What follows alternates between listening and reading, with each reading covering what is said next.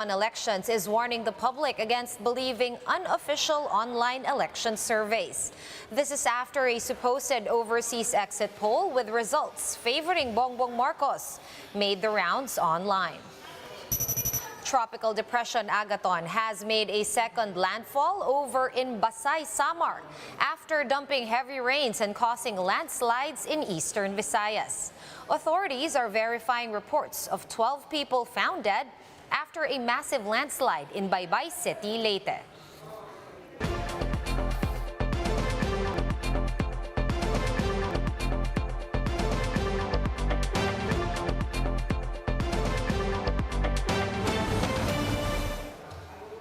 Fast, focused, and fearless. Here's a roundup of stories we're watching now. I'm Sean Yao. Tropical depression Agaton has made landfall in Basey, Samar, according to Pag-asa. This is Agaton's second landfall after Calicoan Island, also in Samar, earlier this morning. Based on latest data, Agaton has wind speeds of up to 45 kilometers per hour. It is expected to downgrade to a low-pressure area on Wednesday as it traverses eastern Samar. Because of this, signal number 1 is raised over parts of Masbate, Samar, Leyte, and Bohol, as well as Surigao del Norte and the Dinagat Islands. Pag-asa is also monitoring a severe tropical storm called Malakas, which has slightly intensified. Malakas is still outside the Philippine area of responsibility, but it is expected to enter tonight or Tuesday morning. In other news, the Commission on Elections has flagged so-called exit polls making rounds on social media. Comelec spokesman James Jimenez said in a tweet that the public should rely on reputable survey firms and not just any individual who conducted a poll. A supposed Hong Kong exit poll with results favoring presidential aspirant Bongbong Marcos went viral on social media.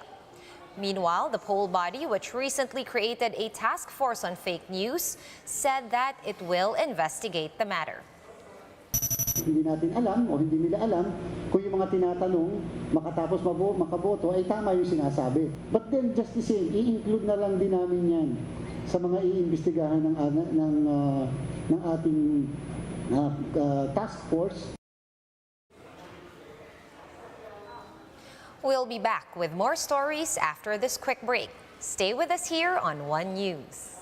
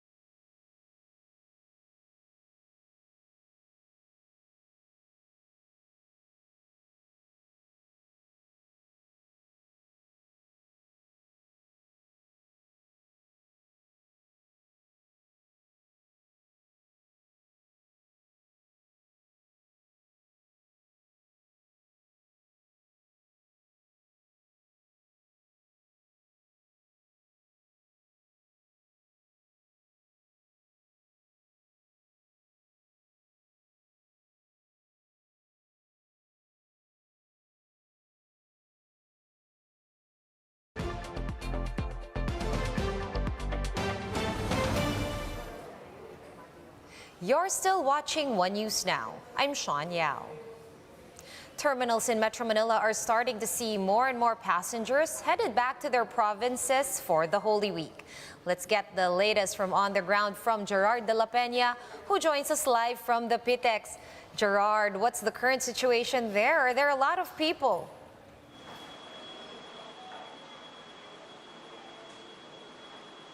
Well, Sean, passengers continue to arrive here at the Parañaque Integrated Terminal Exchange or PTEX. And as we have been reporting the past couple of days, passenger volume here could go past beyond the 110,000 mark as it was last Christmas. Passengers were greeted with long lines at the PTEX this morning. After 2 years of quarantine restrictions, many have started visiting their provinces. With this, passenger volume at the terminal reached 103 last Friday. But this may still increase in the coming days. Officials expect that the number of travelers will surpass the 110 passenger count last Christmas. Among those is Joel, who will go home to Catanduanes today instead of Wednesday to avoid the influx of people. Joel said that it was already difficult to secure tickets. Ang hirap kasi ang haba ng pila. Sobrang haba. Tapos hindi mo masabi kung makakakuha ka kasi hindi mo pa alam kung may biyahe ba o wala. Aside from PTEX, the EDSA carousel is also seeing more and more passengers because of the free rides. Talagang dinadagsa po tayo ngayon dahil alam naman po natin malaking bagay po ito sa ating commuting public na makakapunta po sila sa kanilang destinasyon ng libre ang sakay.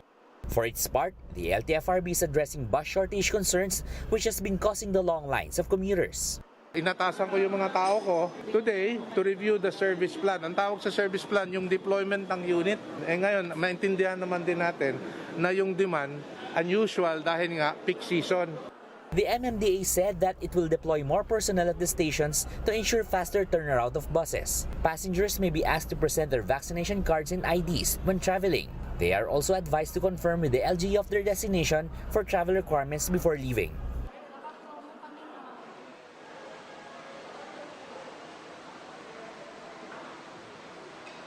Well, Sean, passengers continue to arrive here, but based from my personal observation, this is not yet the crowd that we have seen last Christmas. But as authorities said, it might be too early for now to say, but we might see the real crowd, so to speak, starting tomorrow or until Wednesday. Meanwhile, the MMDA announced that it is suspending the implementation of number coding scheme starting tomorrow until Friday.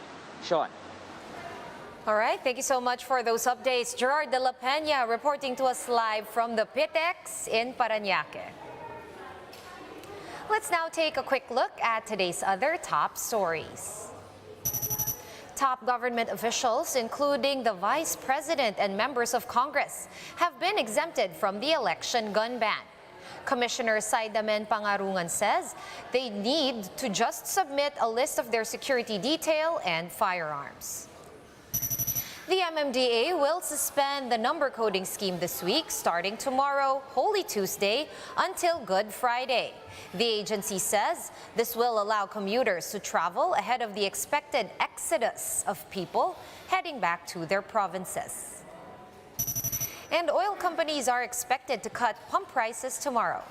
Diesel will be cheaper by 35 centavos a liter, while a 1 peso per liter rollback is in the works for gasoline. For more updates, visit News 5, The Philippine Star, and Business World online. Visit our website, onenews.ph, for more in-depth analysis. You can also catch One News on the Signal Play app. Register for a free account at www.signalplay.com and stream One News Live anytime, anywhere. Masks on, wash hands, and stay safe, Philippines. I am Sean Yao. We are One News.